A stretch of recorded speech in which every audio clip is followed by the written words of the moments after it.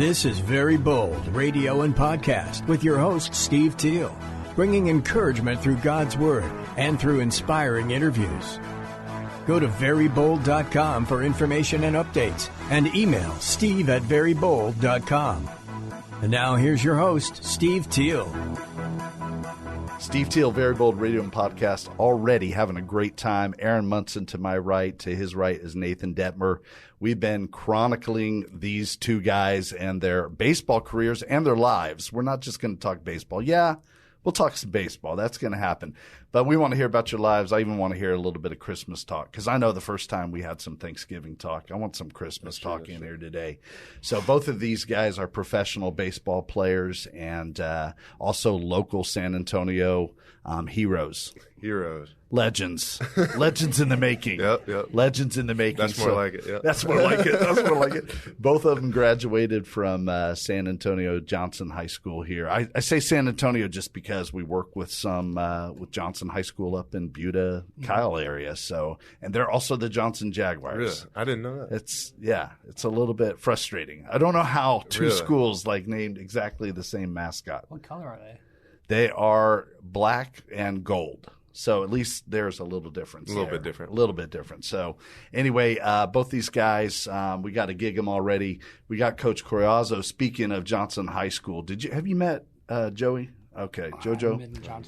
I mean, okay, man, you got to go up there. You got to go up there. Hey, do you know Jojo, Coach Coriazzo? He's Coach Gazelle's number one guy. Really? So so you need to invite these guys. Yeah, we got to meet him. You got to meet him. Yeah, let's do it. He was a great Johnson High School baseball player himself, and played at UTRGV. Great hands, like second base, shortstop, just great hands. Awesome. Yeah, good bat and great guy. So, you need to have these two guys out there. So the scoop is, if you don't know, I know he knows, because he talks to Coach Gazelle, a lot every day, 365 days a year. The GOAT. Yeah. The Silver Fox. Yeah. Which one is it, the GOAT or Silver Fox? What do we think? Both. So anyway, both these guys, though, Nathan played for Texas A&M, the Aggies. That's why we got to gig him on there, and made it to the College World Series. That was a big deal. We chronicled that. And then Aaron Munson, Angelo State, won the Natty in Cary, North Carolina. We chronicled that. And then both you guys got drafted. Nathan drafted by the Oakland Athletics, and Aaron drafted by the Toronto Blue Jays. And, man, we're back. So we want to hear about everything. Yes, sir.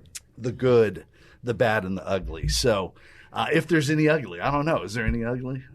There's always ups and downs in a full season. There's always going to be the ugly. There's going to be more than just one ugly, too. Okay. It's what comes with 132 games. Okay. Yeah, 132 games. That's crazy. So, all right, before we get into baseball, let's just talk some Christmas, man. Mm-hmm. It's the day after Christmas. Happy anniversary to your parents. Shout out there.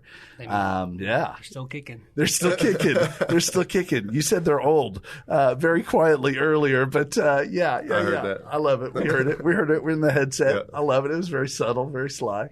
Talk to us about Christmas. I mean, what was good about Christmas? Nathan, you start. I guess I can the best part about Christmas is probably just the family. Everyone being back in town.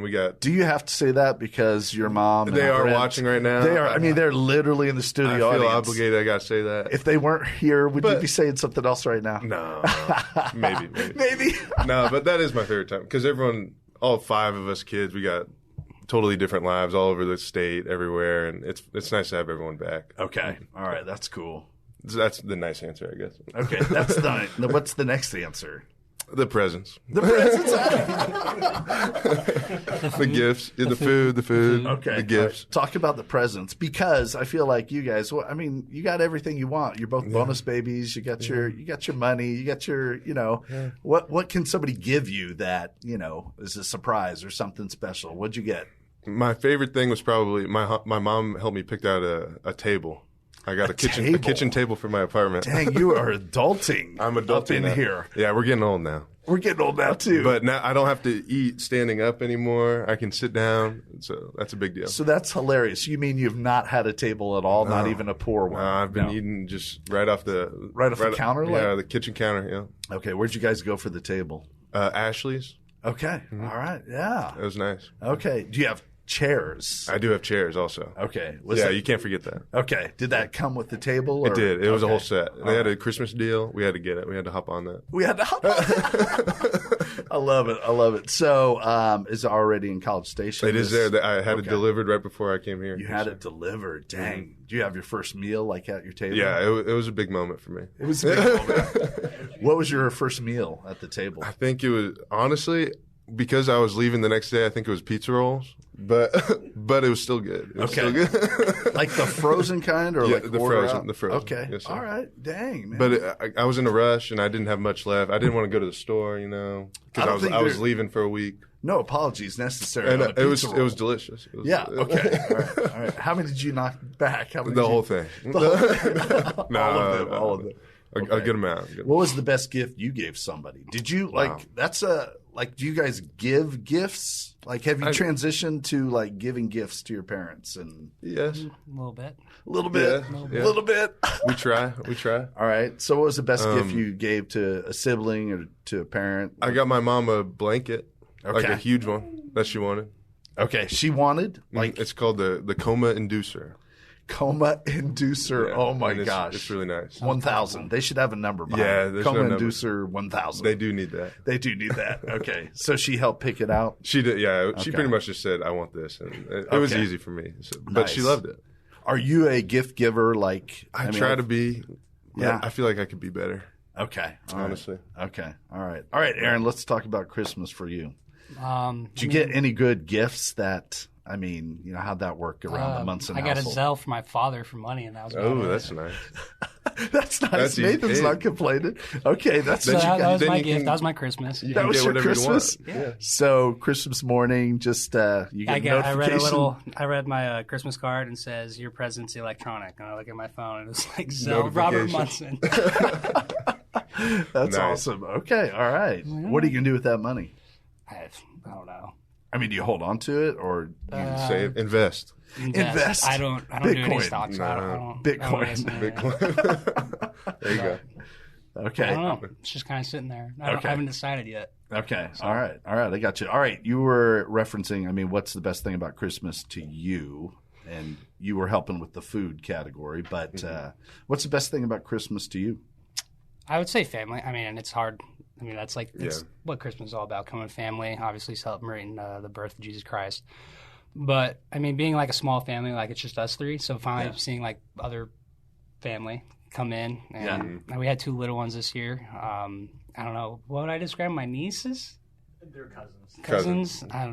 Yeah, I got you. Kind of like nieces, though, right? Because they're little. Yeah. So we got to see them and see what it's like being a little kid and being around them. That's I was like, awesome. It was a lot. But it was fun. It was fun. But that and food. Yeah. All right. Yeah. Food. Talk to me about food. What was the food? Well, I know we got Thanksgiving. Last time I was on there, I was enchiladas. Yeah. But that was for Thanksgiving, though, right? Thanksgiving. Okay. And then this year we did the tour of Italy, right, Dad? So I don't even know what we made. We made pasta, lasagna. What was the chicken? Whoa. Chicken parm. Wow. We had everything, so it was really good. I was really happy. That was nice. Dang. He doesn't cook like that just for me, though, so I was kind of upset. But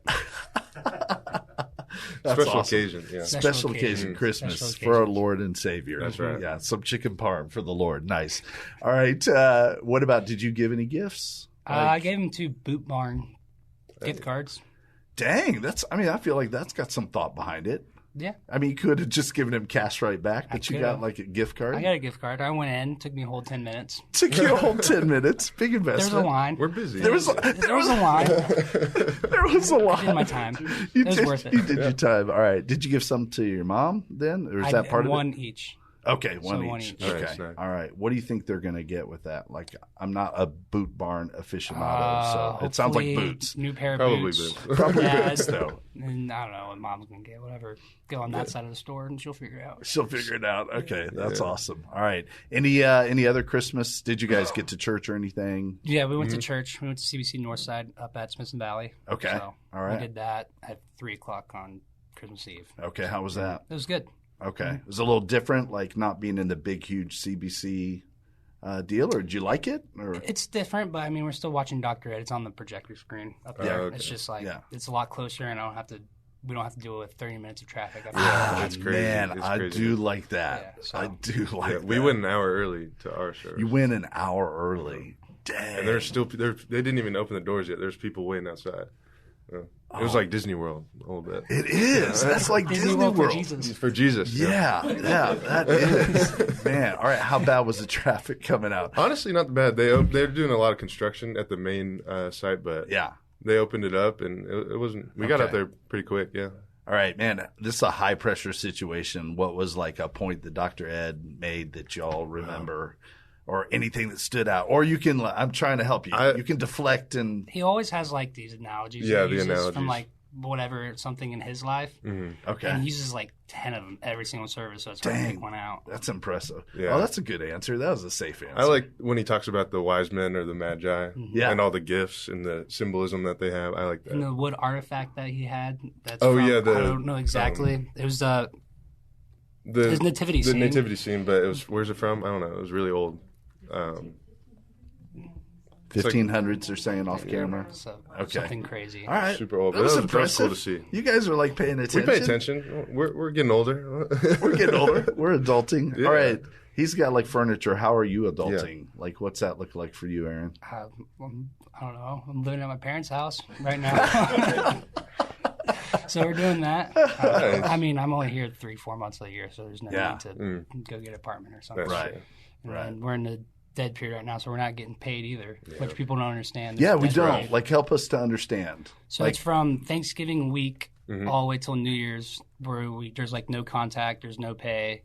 So you're just kind of on your own for whatever that month and a week is. Mm-hmm. Okay. That's kind of where we're at right now, but it's about to reopen up, so then we'll start figuring out what spring training, then they'll get in contact with us and give us dates about all the nutritionists, when we go. all of them. We'll start like how you're doing. Okay. Yeah. So. Is the break like? I know it's needed. Is the break nice? Like just I think away it's from nice. it. It's pretty nice, but at the same time, you get to a point where you're just like, oh, I wish you're like scratching to get back. Yeah, okay. I want to go back there. Yeah. Okay. All right. So how long is this kind of break? I mean, in between the season, or is it different? The whole for both off of you? season, or just the dead period? The whole, both. The Give whole it to me all. whole off season would be usually what, October to mid-September. Yeah, mid-September to around March. Really? March is when for spring training. Spring training is, but you can go back earlier. You have camps in off season. So there's some camps, but it's all over the place. So it's different for everybody. Every club pretty much a little bit different. Okay. Okay. All right. And then you had some extra stuff. You had surgery. I did. So, and you had extra stuff. I mean, you all have to explain that. But you want to talk to us about surgery and about a little bit? A lot of it? I mean, no, just talk to us about, man, I mean, it's a big deal. You get drafted and everything. It's going to be your first full professional season. How soon did you know you needed surgery? Give us a backstory. Yeah, I mean, so we want it. I had arm problems in college for a little bit, but I just thought everyone did. As a pitcher, there's always something going on. But I didn't. What did it feel like in your arm different your junior season than did you feel it your sophomore season too? No. Okay. My junior season, I just thought it was. I honestly thought it was like muscle, like tricep or something. Okay. When I would throw at my extension, I would just be a little pinch right in the back of my elbow, and so I thought it was tricep. I got with my trainer, and we were working on it, and then we went through that whole season. It was still bothering me. Wow. And it turned out to be a bone spur, not muscle at all. So we wasted all that time messing with the muscle, and it wasn't even that. Okay. But then, season ended, and I go to Arizona. They do some MRI, X-ray, everything. Okay, this is like at a combine or something? Yes. Okay. And so they see the bone spur. Is this MLB, or is this like the Oakland A's that do the MRI? Well, it was... I guess MLB, because it was Okay. like the combine or whatever. Okay, all right. And so they see the bone spurs. Yeah, everyone can see it. And they're that like, you're hearing about it for the first time when they see it? I knew something was wrong, Right. But I didn't know what it was, Yeah. and so that made sense to me. Okay. But I'm glad it wasn't, ligament or tendon at least. I mean, So that was actually good news, or what? it was what? the best of the bad news. The best. The It was good of the bad bad news. Yeah. Okay, but okay. still bad. Yeah. Yeah, and then I still wanted to get drafted and signed, so I'm trying to make it seem like, hey, I'm all right. I can go. Okay. Which I felt like I could. And then eventually we get to the normal season, and I just couldn't take it anymore. And it was about 4 weeks when I got out there to California. I was in Stockton, and I couldn't take it anymore. It was too painful. So, yeah, they sent me back to Arizona. We got another MRI, and they were like, yeah, there's a bone spur in there, and that's probably what's bothering you. So then they went in there, chopped it off. It was easy, but I was in rehab for pretty much the whole season after that. Okay. Was your surgery in Arizona? Yeah, I was in Arizona. Mm-hmm. All right. So, talk to us. You get this news of the bone spur. Mm-hmm. I mean, how did you feel about that then? I mean, it's surgery time. Honestly, it made a lot of sense because if they didn't find anything, I knew something was wrong, and so I knew they would probably find something. But which, like I was saying, like that was probably easier than a lot of other surgeries that or complications that there could have been. Okay. So I'm glad it was that. It really wasn't invasive at all, just a little scope. Took it out, and I'm feeling a whole lot better now. Okay. What kind of rehab is involved after you get a bone spur removed? A lot of, I don't know how you call it. Extension? I guess, yeah, extension and flexion, because they have to go through the tricep. So they go in between your muscle fibers. They go in there, and they had to get the bone from there. So my tricep was giving me a whole lot of problems after that. And but really, just every day they would that's extend complicated. and flex my muscle. Yeah, it was tough, but it really wasn't that long though. Okay. Yeah, everything else I could lift normally after about like 4 or 5 weeks. I was throwing after 8 weeks. So okay. Yeah, it was good. Okay. So where would you say you are now, sort of physically? I'd say 100%. I feel good. Okay. Yeah. You would have said that your junior year I when probably you were would have hurting. said the same thing earlier, but I feel good now. Okay. All right. So throwing is good. I mean, yes, sir. okay. Everything's good. All right. Okay. Just walk us through, because I want like young people that are watching or whatever that have dreams, aspirations of athletics. Talk to us about just the mental side of like, you probably want to be out there pitching and playing, and you just can't. Yeah. That was the harder side. Yeah, my arm was hurting physically. That's bad, but mentally it's tough. And going from playing minor league baseball back to Arizona, and I was still following along on my little app and seeing all my friends doing great. All my friends were moving up. Oh, man. And it was tough. I was stuck there in Arizona. I felt like I couldn't do much. But I was talking about this before we started recording, but just being present and being where your feet are, that really, really helps. Knowing that there wasn't really anything I could do about it in that moment. So just taking it day by day and making the most of the situation I was in. Yeah. I really dove into lifting a lot more, got a whole lot stronger. My nutrition, I made that a whole lot better. So really doing everything, controlling what I can control while I was in Arizona, while my friends were playing, and not thinking about them, just being where I was and taking advantage of that. That really helped my mental state a whole lot. Okay. How would you advise somebody who, is coming up on something like this? They don't know it yet, but they're going through it. How would you advise them to deal with it? I'd advise them that it is tough, but I'm a believer that everything happens for a reason. And so you might not know what it is yet, but you just have to take it day by day, get 1% better every day, no matter what it is. Feel a little bit better, do a little bit more rehab, a little bit more stretching. Just get a little bit better each day, and eventually, if you just go day by day, you'll be a year down the road and you won't even realize it. Yeah, dude, that was so professional looking at the camera. That was awesome. Yeah, I had to lock in really quick. Yeah. All right, I think Kelsey Hughes says hi, Aaron, or Hogan says hi, Aaron. Oh, my Angelo peeps. Oh yeah. All right. What's up, That's Hagen? good. That's good. We got Catherine Krups. I got old eyes. I'm trying to read that. Y'all got some good eyes, so. That's great advice. That was very professional looking at the camera, man. That was awesome. Who helped you through like that time? I'd say my parents a whole lot. Luckily with the Oakland A's, we have, it was a great rehab staff. Okay. Great, just people all around. A lot of good teammates, a lot of good people that were there in rehab with me. They helped a whole lot. So yeah, we made a good little group. We were all staying in the same spot. We would play games every night, board games and stuff, just to pass the time, because it does get really, really boring. Yeah. Really repetitive. You're doing the same thing every day. Yeah. And so we made a good little community. We'd go out to dinner and everything just to make it a little bit more fun of this situation that was kind of tough. So right. How many guys were you rehabbing with? Like, what are we talking about? There was at one time there was about, I'd say, 25 guys. Dang. Good amount. Okay. There's a lot. Yeah. Wow. Half of them don't speak English, but Okay. but Okay. we would really include everyone. It would be awesome. Yeah. Wow, we made that's the most of it, a bad situation. right. So what are you looking forward to now with this upcoming season? Just getting to play again. I miss Yeah. it. Yeah. I hopped on a mound the other day, and it felt weird. It felt weird. I haven't been on there for a while, but really just getting used to throwing again and getting back out there and playing. That's what I'm looking forward to. Okay. That's what you missed about it then? I mean, definitely. Okay. Yeah. Just being with the guys, and like I was saying, like I followed them all along. They were all playing, and I was jealous, and I would see all the posts. Yeah. Getting out there, being back in the dugout, and just talking with the guys and playing. That's really what I miss. Okay. All right.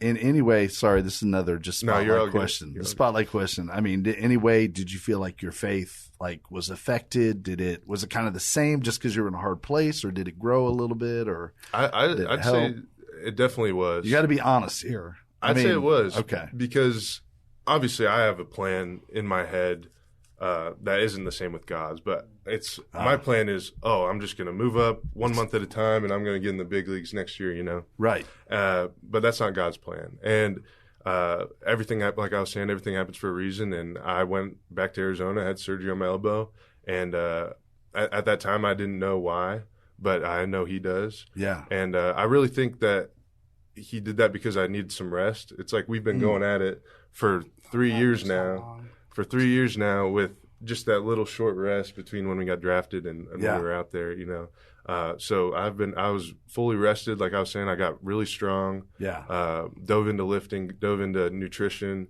I made a whole lot of new friends. I got really close with the whole staff there. That was back in Arizona. So when I go back, I'm not gonna be that new guy anymore. I know all these faces now. But at the time, I definitely did struggle with my faith. I was just looking at Him and said, "Why? Yeah. Why?" You never want to say that, but I did. Yeah, and, sure. And I throughout the year, I helped turn that why into, okay, show me why I'm here. Show me what I can do to take advantage of this situation instead of just feeling sorry for myself. Dang, there's something there. Definitely. There's something there. That was good. Like, instead of why am I here? Like, I mean, there's something there. Yes, there's something there. That's good. Definitely. So he helped me through that for sure. Also. Okay. All right. That's awesome, man. That's cool. All right. And you're based in College Station with your new table chairs and pizza rolls. I'm there. Pizza rolls a part of the nutrition plan that you learned? I try not to be, but I was in a rush and that was all I had. So I had to. What's that nutrition plan look like? I try and eat something green with every meal. I've learned M&Ms, man. M&Ms. Nah, I guess that might count. No, but I realized we had a meeting while I was in Arizona, so this is another good thing. Yeah. You need a colorful plate, and usually my plate looks about the same thing every day. Yeah, I get it. I've been trying to try new foods, try everything. I wouldn't say I'm picky, but there's certain foods I don't like. Okay. And so really, trying to eat a whole lot better. Get more portion size is huge too. Yeah. Usually, it's all just protein or whatever, but really getting a whole lot of everything. Okay. That's what I've been trying to do. All right. Okay, good stuff. All right. We're going to gang up on you together. Yeah. Nathan's going to be my co-host for this part. You ready? All right. All right. What's your first question for Aaron? And I'll jump on. I'll be your co-host right now. How was Canada? Did you go to Canada at all? I was in Vancouver, British Columbia. I've always wanted to go there. How was that? It was awesome. I mean, it's a beautiful place. I mean, it's 75 degrees on a warm day. It's like the announcer's like, it's a warm 75 degrees. Everyone's in tank tops. They're all sweating. I'm just sitting there like, jealous. I'm freezing. I'm in a jacket. Yeah, you're in a I'm cold. But, I mean, Canada was awesome. It's a whole new experience. It doesn't feel like America at all. I mean, it's just so different. A lot of different people got to experience all that cool stuff. So, do they like baseball up there? They like drinking. So, at the games? That's why they go to the games. Oh, that's awesome. That's why they go. I'm sorry, I had to say that. It's the truth. True. No, we want the truth. It's the truth. We want the truth. That's hilarious. They have a beer, and then they have what we call a yard dog. Yard which dog. is a yard-long hot dog. What? No way. So that's what they would walk through in the stands. So it'd just everybody be holding on. Everyone's got yard one. dog. Yeah. Oh my gosh. I need to get some of that. Yeah. Yeah. Make it colorful, though. Yeah, Put some relish. We need some relish. Green relish. Yeah, exactly. There you go. I like that. We had 2 teammates actually complete the whole yard dog in No the way. clubhouse before a game. Before a game. Yeah, it's Would they play or horrible they were idea. just No, they were playing. Wow. Yeah. Whoa. Horrible idea. I'd throw up. Horrible idea. Horrible idea. How did they play? Not very well. I think he hit 3 home runs that day. For real? What? For real? Yeah. Are you for so. It's a horrible idea, but it worked out really well. What so can you say, kudos man? to You him. would have hit 4 if you hadn't had those hot dogs. Oh, my gosh. All That's right. the secret stuff. Back up. That's the secret sauce we're finding Yeah. out. All right, back up a little bit and Okay. talk to us about like spring training. This is your first spring training for both of you Yes. because this is before. I mean, you go through the regular Yep. thing. Tell us about spring training. What is that like for? I mean, young professional baseball players. So being the new guy that first year, it's kind of just experiencing it. Yeah. Kind of trying to figure out where to be at what time. Okay. That's like the whole part of spring training, is just trying to figure out where I need to be and when I need to be. Okay. Like you would probably agree. Yeah, I and agree then with that.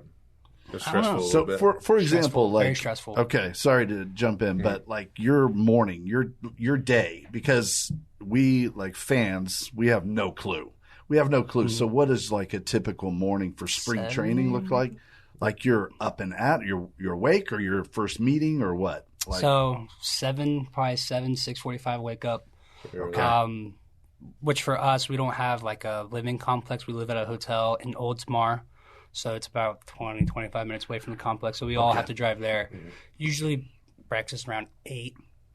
And then we go through a bunch of meetings. That first week or 2 is just all meetings, like social media meetings. Like What's a social media meeting? it's just like just don't be dumb. Yeah, don't be dumb. Don't be post dumb dumb. stuff. Don't post stuff that But they people like want to me. like you. Like, Okay. you have a platform now. Like Okay. make sure like the whole world can like you, kind of thing. Okay.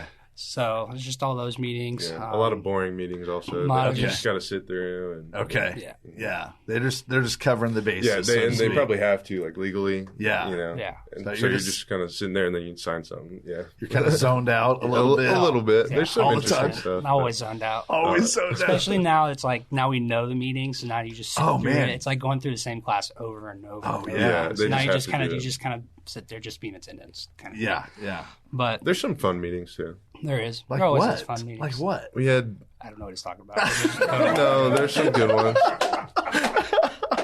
That's I'm great. trying to think. You're trying to think. You're Maybe trying you're to right. think. Maybe you're right. Yeah, I was trying to make it seem better than it is. But it's the truth. It's spring Yeah. training. And then you go out, you throw, you run, you lift, you watch a bunch of games. you go How play many a bunch like of other games. pitchers are we talking about? Because Or through the whole It's- organization, it's was the there whole- 180 guys? Almost I 200? think.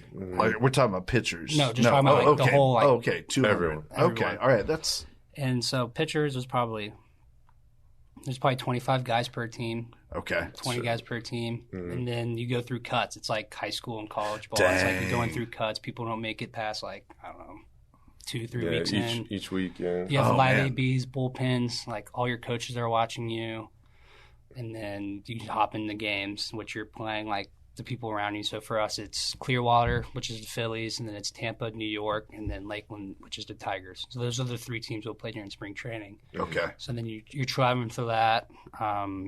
So I mean, it's a whole lot of moving parts Okay. for that 6 weeks. Yeah. And in the hotel, you have roommates, or Yeah, usually I have a roommate. My roommate this past year, who was 28. He was 28? Yeah, he was an older one. Wow. Yeah. an older one. Yeah, he was I don't know, out of high school in 2014, I think. So he's been there for a He's little been while. there, so I got to understand like That is cool. the stories and all the stuff of like professional baseball, which is cool. And that helps a lot too, Yeah. because he's been through it and he can help you. Yeah. So I mean, it's better than having like another first year. You guys are just freaking out, like, what do we do? Where do I go? Where do I Yeah. go? So it was nice. Yeah. Yeah. All right. And what about you? Did you have a roommate or I did, anything? yeah. So we were in a hotel Okay. also, and I had a roommate. He was actually my college teammate. What? So yeah, it was Will Johnston. Okay. Yeah, That's so cool. I was rooming with him. That made it a whole lot more fun too. Yeah.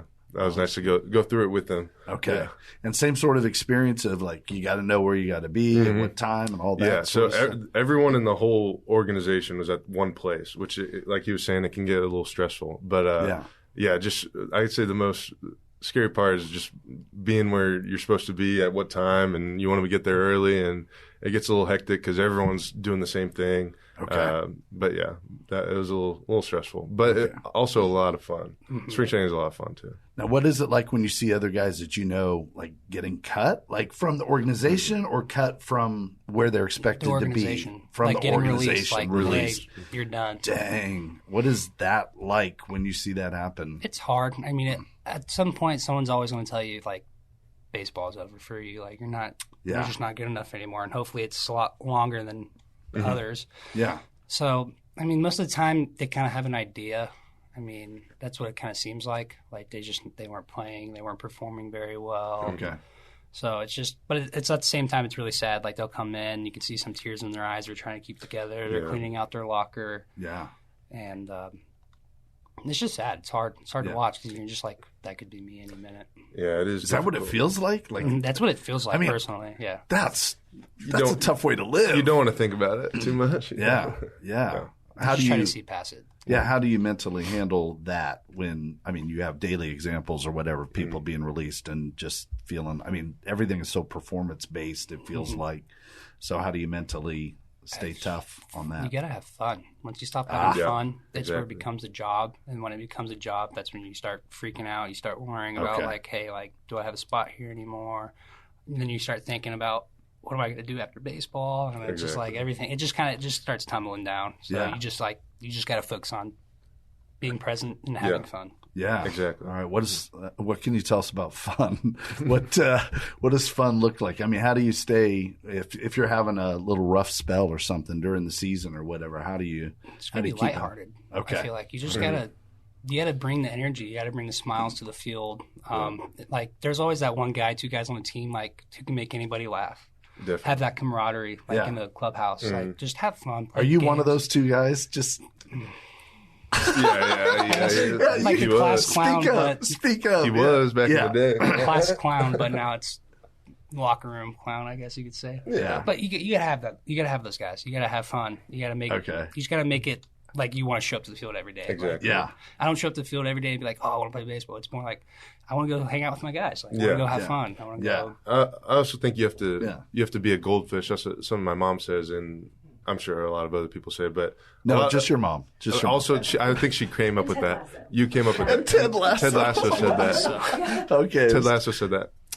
But baseball's a really hard game. It's a lot of fun, but it's also hard. You're gonna fail. You have to know that. But just being a goldfish and having a 10-second memory, just not caring about the day before, and going into the day like it's a whole new day, being present like we're talking about, and just attacking that day like nothing happened the day before. Even if you gave up 10 runs, knowing that the next day you're going to do great, that really helps also.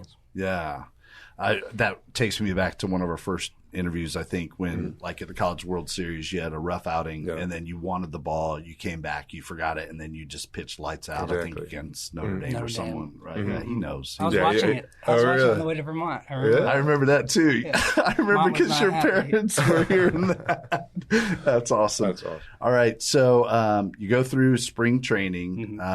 When do you find out like you're going to be with Stockton Ports? At the time, you're going to be with Dunedin, I believe. To start out, So I was in Dunedin. I found out I was in Dunedin. So spring training, it ends usually like that Friday and Saturday. Okay. And those first game isn't until the following weekend.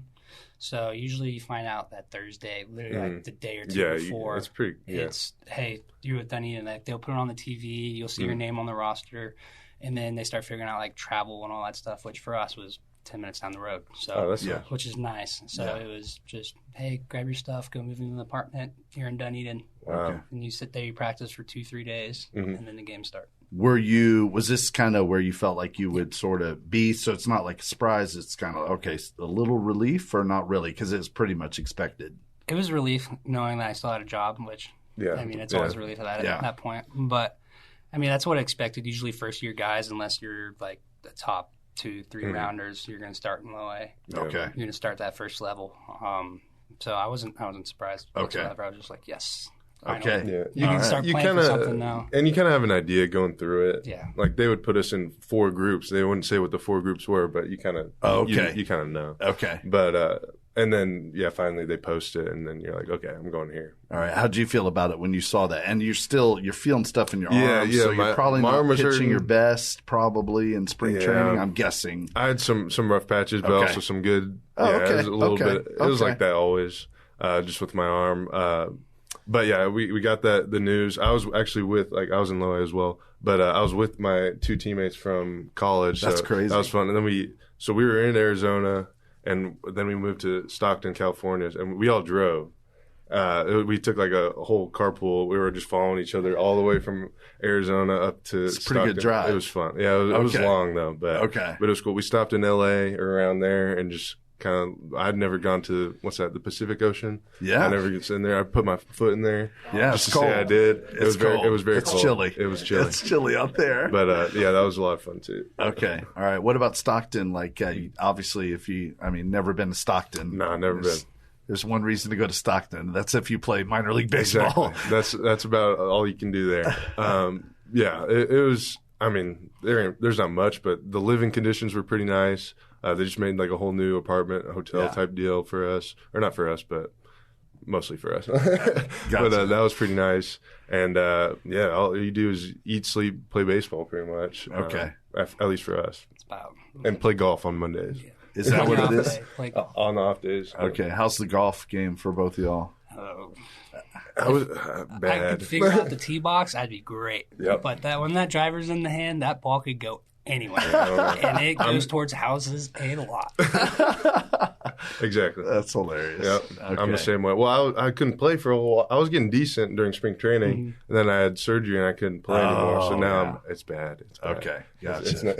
It's no good. Okay, all right. So how long did you wind up being in Stockton before you? It was about 4 weeks. 4 weeks. A month, okay. I guess. All right. Did you notice anything about the fans? I mean, good fans out there in Stockton, or around the holidays yet? Like okay. I wasn't there, but like 4th of July, they almost sold out. Okay. It's a nice stadium actually. It's pretty nice. It's cool. Other than that, I mean, the weekends there'd be a good amount, but during the weeks, not much. It's kind of quiet. But okay. That's what you expect. Okay. Yeah. Right. Gotcha. You can hear people yelling at you. Very loudly, very clear too. Very clearly. What do you hear? What do you hear them yelling? They'll bring up your signing bonus. Yeah. Bring the round you're drafting. They know everything because like Talk you, about your you Google college, your name, like everything pops up. So Okay. it's like they can just rip into you for just about anything. But there's also support. Yeah. I want You to get a say little that. support? It's not. It's more. I feel like negative than positive. A little bit. Especially If you're when not you're doing, away, if you're not especially doing when you're good, away. away you're gets like, bad. dude, that's so fun though. It is fun. That's part of the game though. That's fun. You love it, Please yeah. talk to us about that. Say more about that. It kind of fuels the fire a little bit. Okay. You know, if people are yelling at you and I just laugh because I'm like, dude, It is kinda funny. you're paying to watch me play. Like, I just laugh at them. That's awesome. That's Yeah. awesome. All right. So, do you guys have to ignore it, or can you ever just like kind of just on the side Tune bark it a out. little? If I'm not playing, if I know I'm Yeah. not playing that day, I might say like something just smart. Yeah. Get back at them, but Yeah. that's about it. That's pretty Yeah. great. yeah, I just try to tune it out. Okay. But you hear them. You hear, it. Yeah, It's- especially in the half minor. the time. It's like right here. The minor league parks, you can hear them, and you Okay. know it. Okay. But yeah, I don't want to say anything back. I'm just like, thanks for coming, man. Thanks for coming. Thanks for watching me. That's good. That's good. I like that. Paying to watch me play. That's good. I do like that. Okay. All right. So you started off in Dunedin. Tell us more about your season.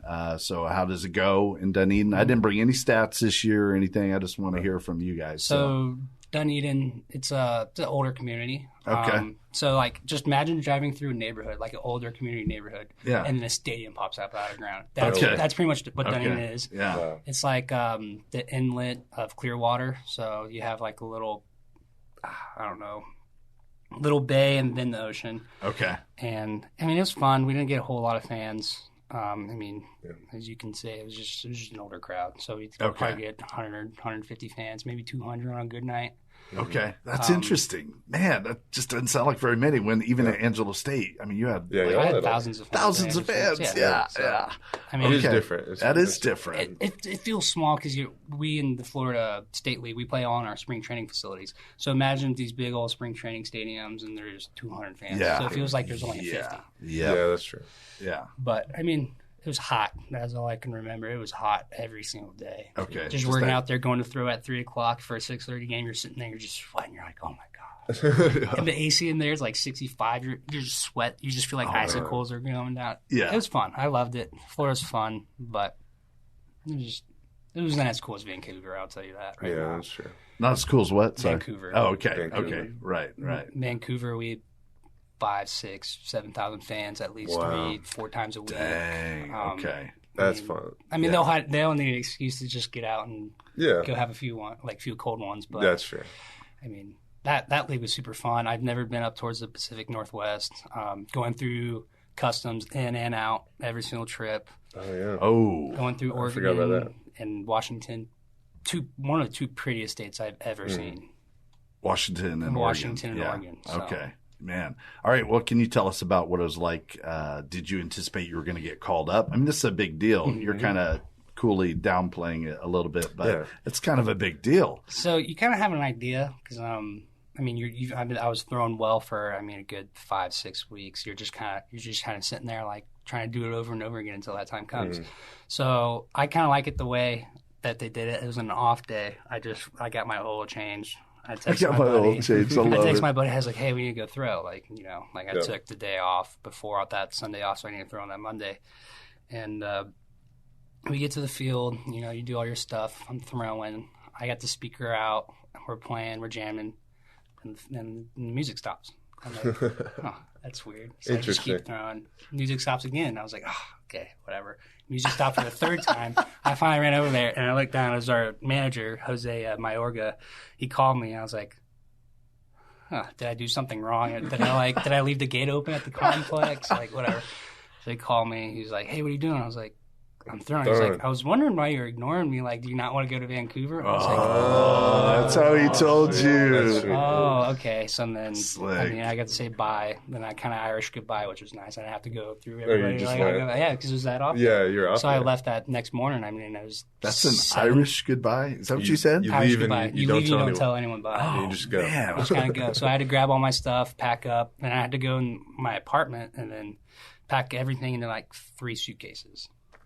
So then a bus came and got me at like 6 in the morning, and then next thing you know, I was on a flight to Vancouver, Canada. Wow. So, Yeah. is Okay. All right. So talk to us about your Vancouver experience some more. it was awesome. So up there, we're the only minor league team in Canada. That's crazy. Really? So it's a pretty big fan base, I guess. Yeah. That's probably why. We stay on the University of British Columbia No. in like a hotel, so we stay on campus. It feels like a dorm almost. It's kind of weird. I feel like I'm back in college. Don't love that. It's all right. But which University of British Columbia is like the Harvard of Canada is what people are saying. Oh. And the best part is we had a Tim Hortons in the same building. So I had to walk down every morning, which is like the Starbucks of Canada. Yeah. So I just walked down and grabbed my Tim Hortons and walked back up. That's nice. It was awesome. They got food too there, right? Yeah, they have food. They have lunch. They don't do anything like after lunch, but they have sandwiches and coffee and breakfast stuff. So. Okay. Yeah. Don't they have the French fries with what's it called? Poutine. Poutine. Poutine. Yeah. Did you get that? I tried it once, never have it again. Okay, that was it. That was it. I had it at McDonald's there, but that's probably why.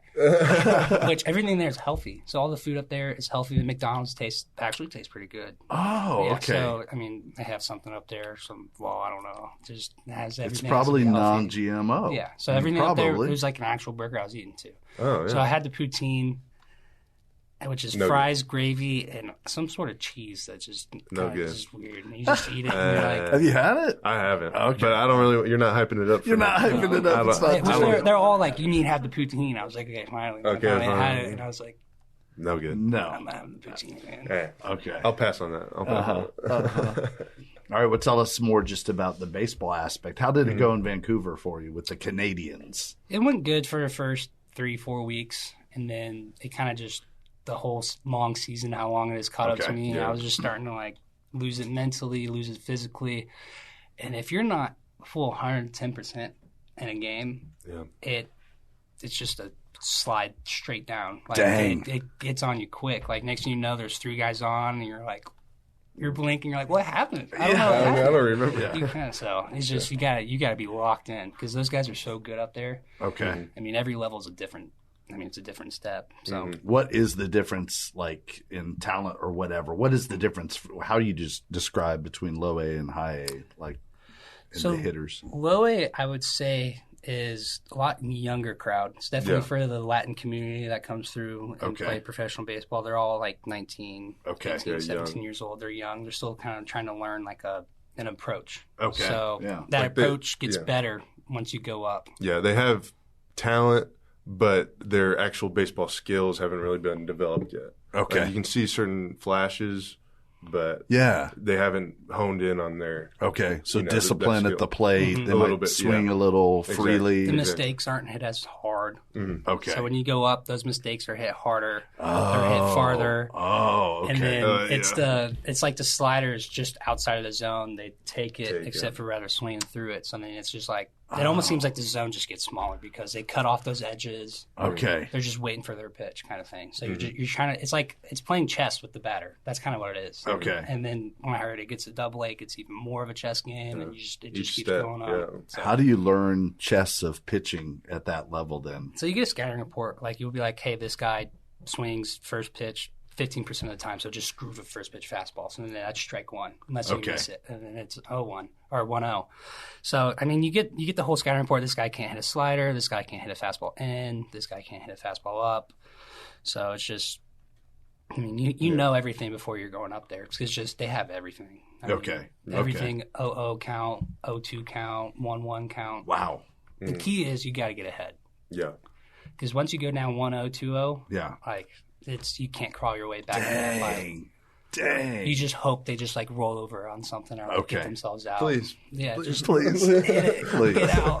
So that's All right. You talked about, so did you feel like you kind of hit a wall mentally and physically because you guys in college were playing how many games a year? 60 max. Yeah. Somewhere around 65. there? Okay. Now you're playing how many games did you say earlier? Yeah. 6 days a week. You get 4 days off for All-Star break. That's it. Which I spent in Canada, so for 4 days I kind of just sat around and didn't do a whole lot. Yeah. Did that feel pretty good? It felt good. It felt nice not having to show up to the field or touch a baseball for 4 days, I'll tell you that. Yeah. But, I mean, that's nice. And you guys both love baseball, but I mean, you can hit a wall. You can hit a wall, especially being in Canada, so far from family. I've been so far from home for so long. Yeah. And you're like, we're 2 hours behind here. And then you're 3 hours behind your friends in Florida. Yeah. So, I mean, like, we'll get home from the game. Nobody's up. Yeah. Like, I mean, there's nobody to talk to except for your teammates, which same time you love them, you learn to love them. They're your brothers, but you kind of want to like a different scene sometimes. You want to like Snapchat, text a buddy, and they're just asleep. Yeah. Yeah. It's just how it is. Yeah. So you just kind of get like, get off, you get tired almost. That's what it feels like. Right. You just get bored, I guess. But that comes with it. Okay, you're such a social guy. Like that's the way you're designed. So kind of as an extrovert, you need to be energized. Like, okay, baseball game's over. Maybe you played well, maybe you didn't, or whatever. But you need that energy of being around or talking to people, right? And you didn't really have that. No. You had like more isolation. That's no good. Which we had like our own like studio apartment kind of thing. Like our own, it was just a room to us. Yeah. And then when you start playing bad, those thoughts start running through your head. You start thinking, you start overthinking, and then next thing you know, you're just laying in bed. It's like 3 o'clock, and you're just thinking about the game. The adrenaline's still running through you. So then all the bad stuff, all the junk comes through. Right. Like it's not a fun place to be when you're playing bad too. So. Right. How hard was that? I mean, you've had a long run of not playing bad. I mean, so you're dealing with like a whole new set of circumstances, kind of isolated and all that. Man, you're here. You're still standing. Man, I mean, it sounds like tremendous growth. Like in a way, it's almost like good to get through now, just so you know you might hit the wall. You might face when you get down. I mean, that was the first time I sucked pitching ever. Yeah. I mean, since I started pitching in college, I've never had like a bad, like just a whole like bad month. Yeah. So like seeing that and finally going through it was a good experience. I hated it though. It sucks in the moment. But it was a good experience, and I'm glad that happened to me in my first season. Definitely. Okay. Because it's better than happening in your third season when you're fighting for a big league spot, rather than you just got promoted, like you're on top of the world, and then it happened. So I was happy it happened. And you do some soul searching a little bit just because you're just laying in bed for 3 hours. That sounds terrible. Eyes are wide open. Yeah. You just right the head just replaying every little thing. Everything. You're on your laptop. You're looking through all the videos. All the pictures. You're just trying to figure out like, what did I do wrong? Yeah. And so did any of that help? No. Like no. No, you just get you just dig farther. You dig the hole deeper. It just gets deeper, and it's hard to get out of it. Yeah. So now I know it's just like, it's okay. Take a breath. Just wipe it off. Yeah. Just new day. Yeah. Don't think about it. It's gone. It's over. Yeah. So that's something you were always able to do. At least, that's what I always hear about is just, next pitch, next thing, whatever. Sure. This was like a brand new experience. Yeah. It's a brand new experience. So I was happy it happened. It's just, I wish it wasn't just by myself in Canada kind of thing. Sure. You know? Yeah. But it comes with the job. That adversity also makes you who you are, and you're going to be better next year because of it. And now you kind of have an idea how to deal with it. And I feel like I aged a little bit too, like mentally, like confidence-wise. You aged, definitely. like you just aged a little more. You mature, go through something like that. You mature more, so it was nice. Adulting. There it all goes back. It all comes back. But That's right. So how do you feel like this year? Like how would you, when you hit maybe a rough spell or whatever, if you hit a rough spell, like how is it going to be different? Like, do you have a game plan for, how it's going to look different? Like, no, I just feel like now that I know expect, it's not going to suck as bad. Yeah. Now that I've seen it and I've been through it. Yeah. So it was kind of like a eye-opening experience Right. personally. So I probably won't be sitting there 3 a.m, looking at my laptop trying to figure out everything. I'll just probably be like, whatever, just try to get to bed. Yeah. Take a melatonin or something, pass out. Right. That's good. All right. Any questions you have for Aaron? We'll start to shut it down. I'll let the fan base over here also, if they have a question, and same for you, for Nathan. So, I don't know. Yeah, I know I'm putting you on the spot. Did you do like anything for the All-Star break, or did you actually just sit around? Sat around. I really did not leave that campus at all. Really, we had some guys that would rent a boat and go and just have some fun, but nothing. Nothing. I mean, you probably needed it. I'm 2 plane flights away from home. Yeah, I gotta go through home. customs. Yeah, I don't know what all the licensing and all that stuff for fishing is out there. So true. Then I have to go buy a fishing pole. Mm-hmm. So you don't have one. You're kind of isolated up there. I don't have golfing clubs. I don't have clubs. You're just kind of sitting there. I play a lot of video games. That's about it. That's about all you can do. Same. Yeah. Did a lot of your teammates, did anybody hang out or a lot of stay people behind? went home that were closer, especially all the West Coast guys. They went home since it was. I'm a full day trip away here because you got to go through customs. You got to go through. There's no Vancouver to San Antonio. Right. So you got to do that, and you're here for a day and a half. Yeah, you if pretty not much 2 only days, have a day. Yeah. And then you got to go back. Yeah. So I'd be like, okay, just let me rest. I'm just gonna sleep all day. Okay. All right. You got any questions for this guy over here, Aaron? Do you have any questions for Nathan? you? What was the worst part of knowing you're hurt and not you don't want to tell anybody? Because that's got to be a mental scratch. You're just wanting to itch. Worst part is, that's a good question. Good job. Knowing, you try not to think about this, but what are other people saying about you, and what do they think about you? Oh gosh, that's real. Because I knew, especially at that level, it's real. It's real. Oh my gosh, I knew in my head, in my heart, something's wrong, and I got to get this right. But no one else knew that, and they're like, "This guy's terrible." I wasn't doing too good, and they just thought I was 100% healthy, and there's probably saying mean things, but I'm trying to not think about that, and even coaches. Yeah, but in 5 years, I'm not going to care, and it's not going to matter. This next year, you're not going to care. Exactly. You're going to go do your thing. Yeah. It's going to be in the past. There's a lot of pressure coming with a guy who's like him, who's a higher round. It always comes with buzz. You always know who there is. Our first rounder this year struggled. Okay. And then all he did was look at social media. Oh man. And he's he was 17 when he was drafted, so he's young. And that bus talk starts coming in and creeping in his head, and you're just sitting there turn off your phone. Yeah, don't. You're just digging that hole. So I was just wondering. We had some guys like that where you just right after the game, that's bad terrible. Game, they just go on Twitter. I'm like, that's terrible, man. You're just gonna, that's no good. Okay, just block out the bad noise. Yeah, right. That's good advice. Don't even listen to it because your family and your circle. That's the only people you really need to listen to, and yourself. That's brutal. I mean, what It's you guys tough. are dealing with. I mean, A lot of pressure. It can be tough. A lot of pressure. Yeah. Any other hints on how to deal with that kind of pressure? Were you able to help that young draft pick at all? I mean, how do you, as you're kind of a leader in the clubhouse, how do you? I told him, I was like, dude, like, you came out of high school. Like, all these guys here played 3 years of college. They had success at the next level that you never experienced because you never went. Yeah. So, like, yeah, you're going to struggle. Like, all these guys have 5 years on you. Like, that's just how it is. Yeah. They know how high schoolers are. The discipline's not going to be there. Yeah. And you just got to learn it. And then he went to the dev list for a month and a half, comes back, finishes the year with 17 home runs. Stop it. Yeah. So I was like, Way to help out your teammate. oh, I didn't do any of that. That was the whole dev list swing fix mental thing. I don't know what they did with him, but he's going to be good. You were there for him. Man, that's awesome. Man, that's really cool. Okay, last question for me, and then we'll give it to them. Talk about just helping your teammates out. Like, I mean, I know it was a little, obviously, very different for you this past year. I mean, you're helping out teammates in rehab or whatever. What does that kind of look like? I mean, because both you guys, I mean, baseball, you're trying to make it to the big league, to the show, the whole thing.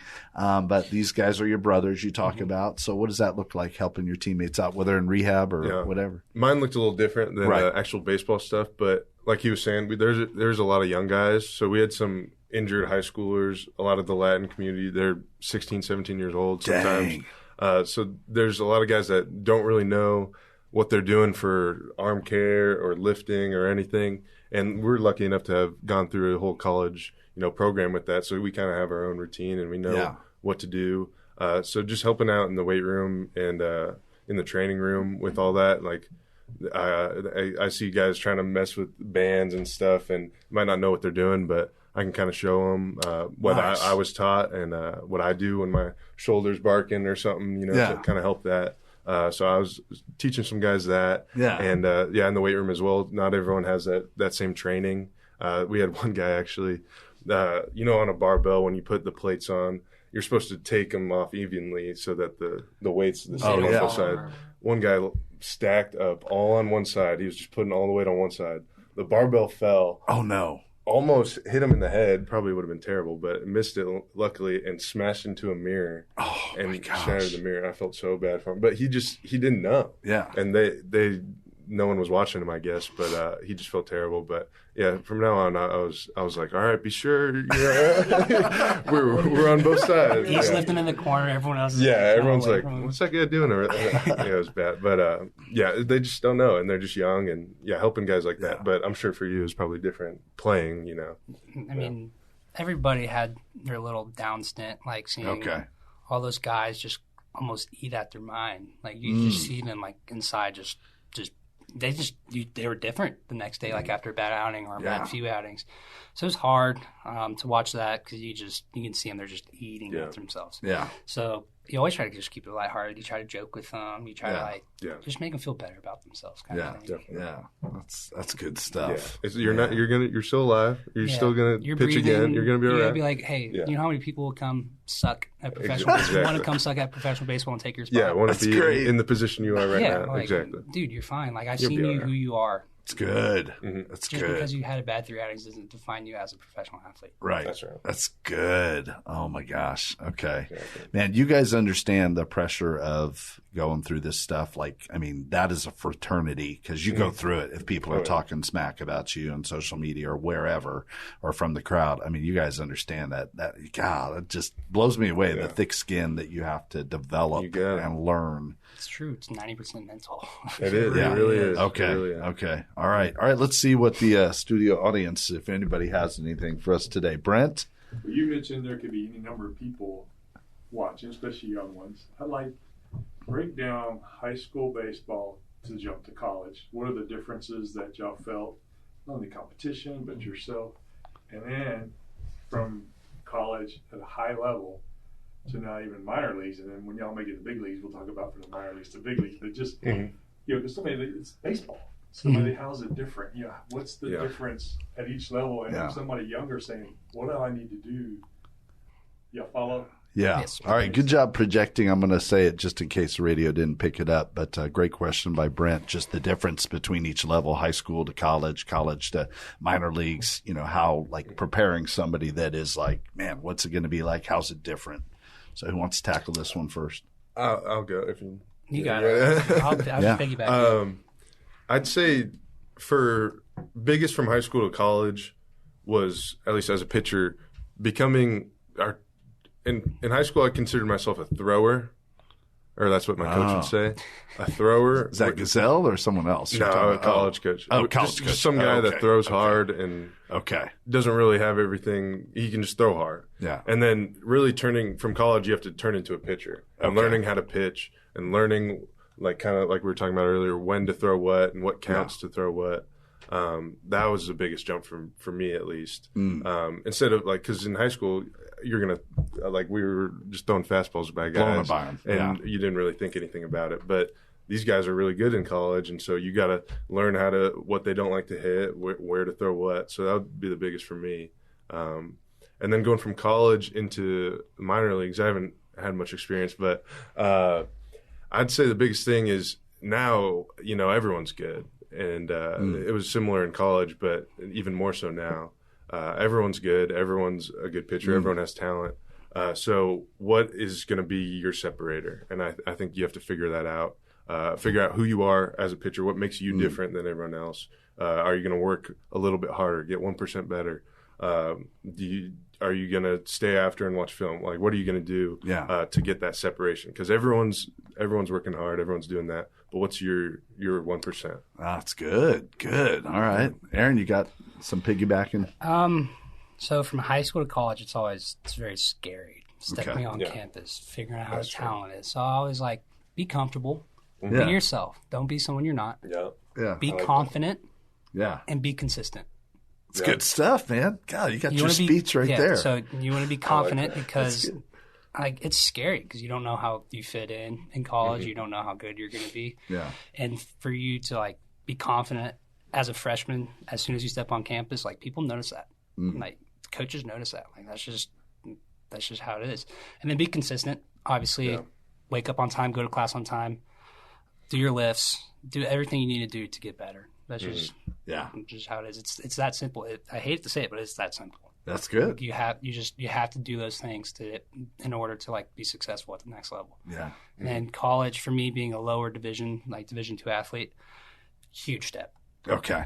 I wasn't in the SEC, so I wasn't facing draft guys every time. I didn't face a single draft guy actually that whole year. My whole last year. Yeah. The only two guys I ever drafted that I faced were on my team. Yeah. Me and Kate.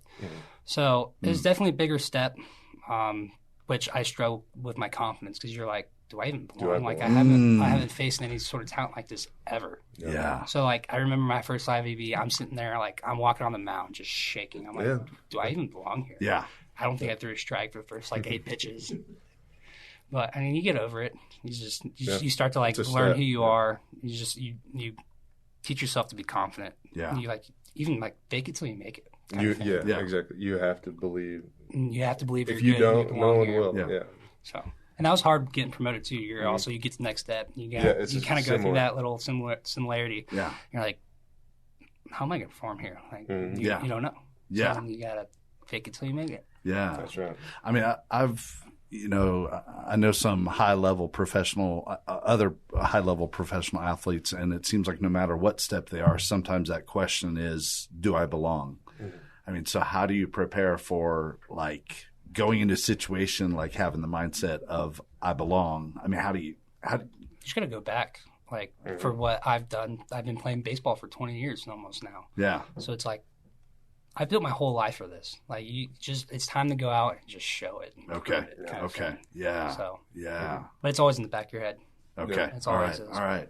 Man, good stuff. All right, Brent, was that good enough? That was pretty good. solid, right? Yeah. All right. What else we got over here? Vanessa, do you have something? All right. I think I know the answer to this question, but what are you looking forward to the most this year? All right. Great question. Locker room camaraderie. I knew that. All right, let me repeat it real quick. Scott Munson is asking our sometimes co-host. You just want to grab that microphone right now, huh? Scott is asking, what are you most looking forward to this year? Great question. And Mary Pat, are you going to have one for us in a minute? No. My goodness. Oh, that's really. Really? I'll see what your answer is. Okay. Maybe it'll spark something. Okay. All right. I have a question for you. All right. You got Locker room camaraderie. Back Locker up. room. Yeah. It's just like being being with the guys. just having fun. Yeah. Okay. Yeah, I'd say, just the relationships, being back with the guys, seeing some guys I haven't seen in a while. And then for me, just playing, going out there and playing. Yeah. I miss it. Yeah. Okay.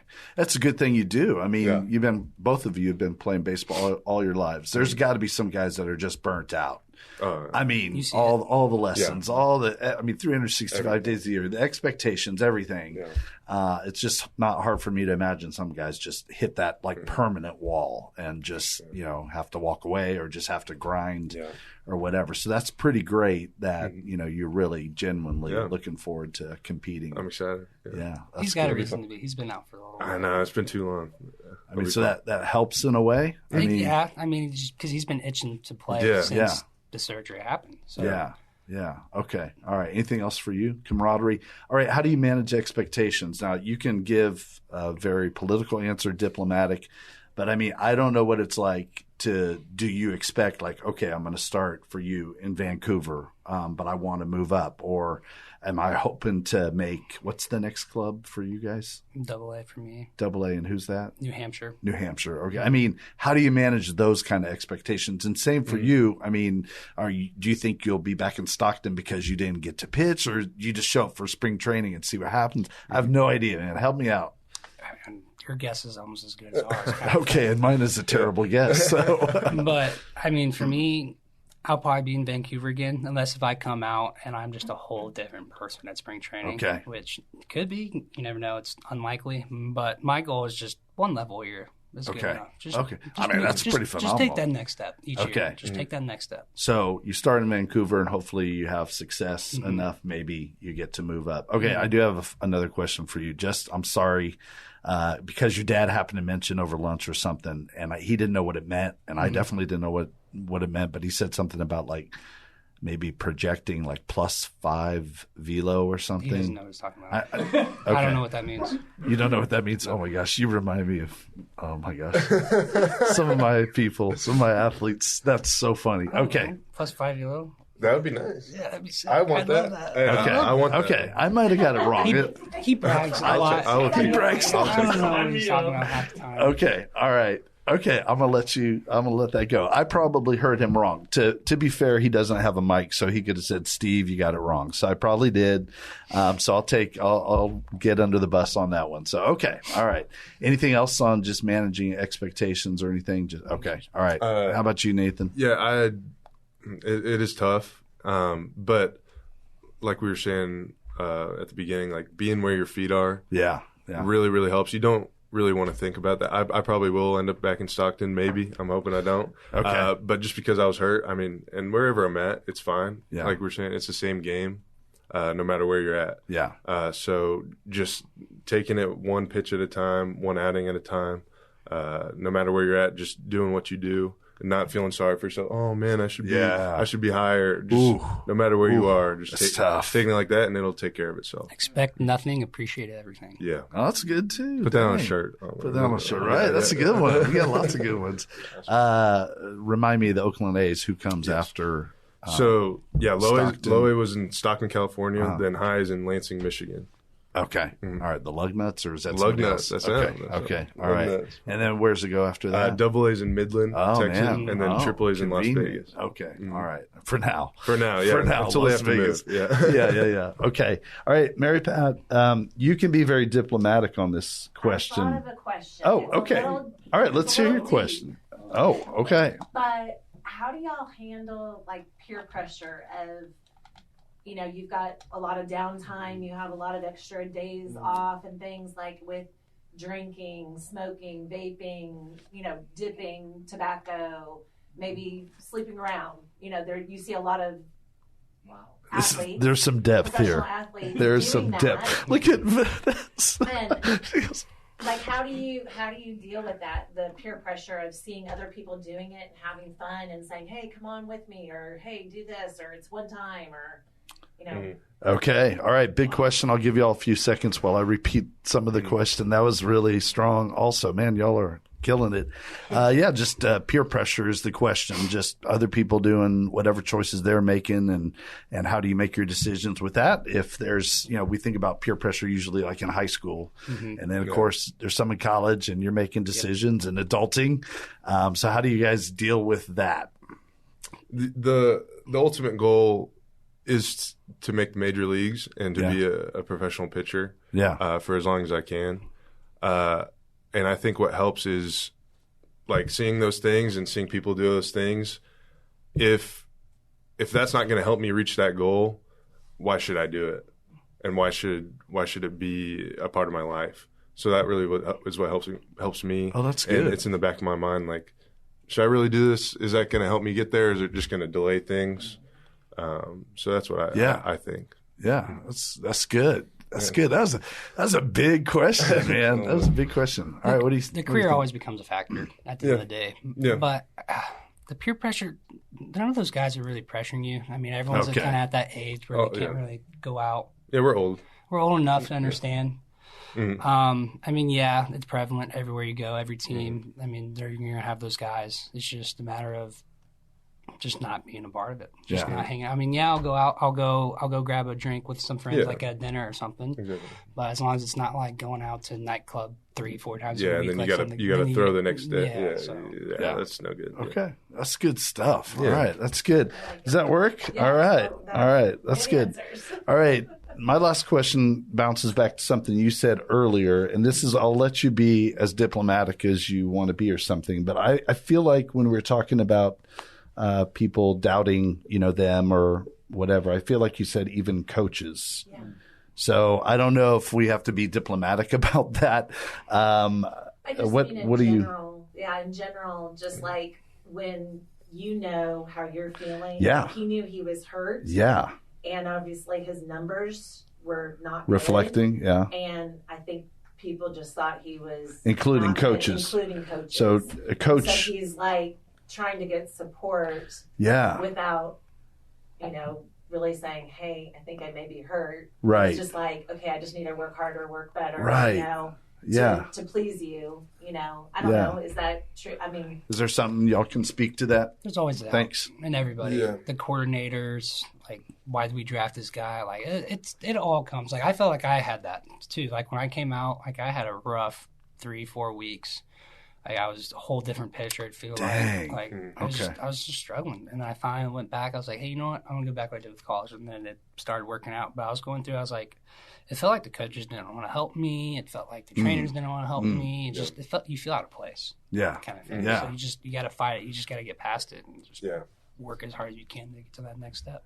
Okay, real quick, how hard was it for you to go to the manager and say, hey, I need to go back to what kind of got me here? Like, what kind of conversation is that? Because a lot of people, young people, old people, we don't advocate for ourselves. Like, I mean, did that take some courage? Like, or were you just like, hey, I got to talk to him? I was just so built up in frustration. Okay. Because I remember having an outing in Fort Myers. Like, my velo was way down. I couldn't throw a strike. Like, I was just freaking out. And I remember, like, coming to the dugout, and I was like, just in frustration. I was like, hey, look, like, I need to start doing what got me here. Like, I'm done with all this new stuff you guys have me doing. Like, let's just see what happens. Yeah. And then I just went on and did well. And your manager was like, okay. I mean, like, was that a conversation? Your pitching coach, sorry. Usually you talk to your pitching coaches about, like, mechanics and all that stuff. So he was like, okay. That was it. It's just like, okay. Because obviously they know why you were drafted. They know everything, like, how you got there. So then they're always kind of sitting there, like, wondering, like, what happened? Kind of thing. So I just told him, I was like, hey, this is what we're going to do now. Yeah. Way to be that confident or frustrated or whatever. Pure frustration. I mean, to handle that. That's good. Okay. My old pitching coach would say a lot of times people think if your career is a car, you should be the one driving the car, and the coaches are kind of your co-pilot. And a lot of people think that the coach is the one driving the car and you're the co-pilot. But you have to realize it's your career, and you need to do what you have to do, whatever you think is going to help you and get you to that next step. And coaches are along for the ride, and they're helping you along the way. But ultimately, it's your choice, and you have to do it's your career. Yeah. You have to take charge of it. Yeah. Okay. All right. Woo, man, y'all are dealing with some stuff. This is deep now. Y'all are dealing with some stuff, but way to go. All right. That was great.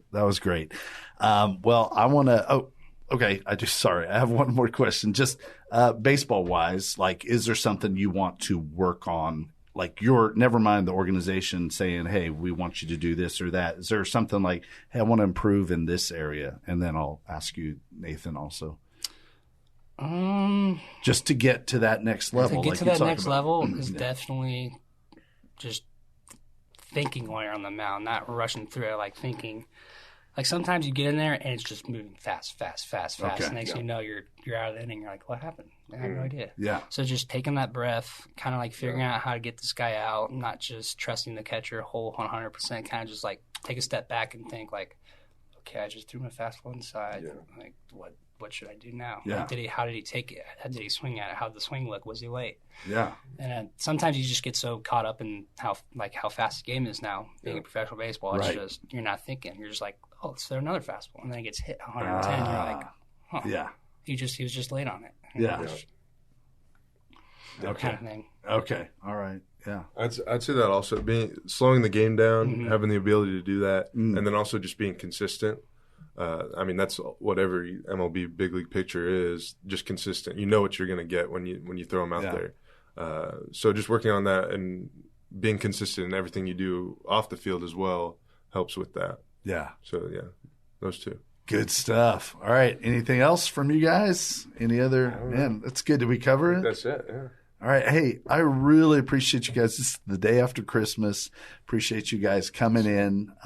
Really is awesome just to watch you guys continue to grow and mature on and off the field. And we're very proud of you. And it helps to understand. I know your families understand some of the pressure, and they probably just, it's probably hard for parents to ignore when people are, just talking about you guys or whatever. But, man, it's incredibly just mentally tough of you guys just to keep going like you're doing and do it with some joy and do it with just learning a lot of lessons. So very, very impressive. I don't think this is for everybody. I think when you're kids, you're thinking, it's for everybody. I want to do it. But, man, there's a lot to it. So, and I'm glad you guys have the faith of Jesus in there too, because, I mean, your whole lives, everything points towards baseball because that's been your whole life. And I know it's hard to really apply that. What matters most is that I'm a child of God. What matters most is my name is written in the book of life. What matters most is that no matter how I go out, if I become an all-star, if this is the end of my career, I mean, what matters is Jesus loves me. He's for me. He's with me. And that is, honestly, it's hard to do in any walk of life because everything about the world just wants to say, this is who you are. Nathan Dettmer, baseball player. Aaron Munson, baseball player. But there's just so much more of who you are in Christ. And that's a hard thing to learn. So, but I know you guys are learning it and you're going to be walking that and learning it more and more. But we're real excited to see what everything looks like because we love the baseball, but you guys are both so much more than baseball players, That's right. I mean, you're making other people better around you in baseball. You do that in life. You do that in family. It's good stuff. Yes, so sir. We're proud of you. We're proud of you. Thank you. All right. I'll close off. Let's see. Paul Rangel is watching and Andrew Monaco, from A&M. Yeah. Is play-by-play. Hey, he used to do the Spurs thing. I walked up to him one time and said, he is so good. And then he got the Aggie job. Listen, Andrew, you are a talent. I love it. So Paul Rangel, does that ring any bells? I might be saying that wrong too. But anyway, glad you guys are watching. And I want to remind you what I'm reminding these guys right now. Jesus loves you. And that is what matters most. We love that God gives us talents and abilities, and he wants us to use them for his glory. And he enjoys. I promise you, like when they go out and pitch or when they go out and play golf, Jesus is right there with them, like enjoying hanging out. I mean, Jesus wants to be with you guys everywhere. That's that presence, that other side of presence. So same with you. You have talents and abilities. You can look at these guys and say, man, I can't do what they do. That's right. But you do something that they don't do, that I don't do. There's some gift and ability that God has for you. And I promise you, it's awesome. And he wants to enjoy what you're doing, right now, right today. So, anyway, we are, man, I'm a believer in Jesus Christ. I mean, he saved my soul. My wife, Chris Teel's weighing in saying, great job, guys, right? Great job. Love it. Love it. I'm a child of God. I'm saved. I'm rescued. I'm set free. I still mess up every single day. I fall short of the glory of God. And yet every time, Jesus still says, I love you. I forgive you. I'm with you. Let's do this thing every day. He invites me to pick up my cross, die to my own desires. And some days I do it a little bit better job than others, but he loves me. He loves me. He loves me. He loves me. And he's for me, and he's for you, and he's for these guys. So, the Apostle Paul, he finally understood it. The Apostle Paul's identity was wrapped up in doing all the right things. Like, man, he was rising in the ranks of being a Pharisee, a religious leader, and he was completely missing the boat. His identity was totally in the wrong thing. And man, it was a big wake-up call for him one day when he met Jesus on the road to Damascus, where he was going to arrest and kill Christians. And that's the Apostle Paul. His identity was all messed up, and Jesus met him and said, why are you persecuting me? And it was a game changer. And the Apostle Paul became an incredible Christian. And man, God just used him in so many ways. So he wrote, and this is why we're Very Bold Radio and Podcast, Very Bold Ministries, Very Bold Scrapping, Very Bold, all of it. We're trying to be very bold for Jesus because he's very bold for you. God sending his son to die for you, man, that's bold. To die for you, take your place. Like, I deserved wrath and punishment. Jesus, like, I got this one. That's just amazing. So he loves you. He really loves you, and he desires to have a relationship with you every single day and to help you, man, and to help you face the world that's trying to criticize you and bring you down. To help you face the lies of the enemies when the enemy just keeps coming with, you don't belong, you don't belong. Yes, you do. If Jesus says you belong, you belong. You belong. You take those words to the bank. So the Apostle Paul said it this way, 2 Corinthians 3:12. Therefore, since we have such a hope, we are very bold. Very Bold Radio and Podcast with your host, Steve Teel, bringing encouragement through God's Word and through inspiring interviews. Go to verybold.com for information and updates, and email steve@verybold.com.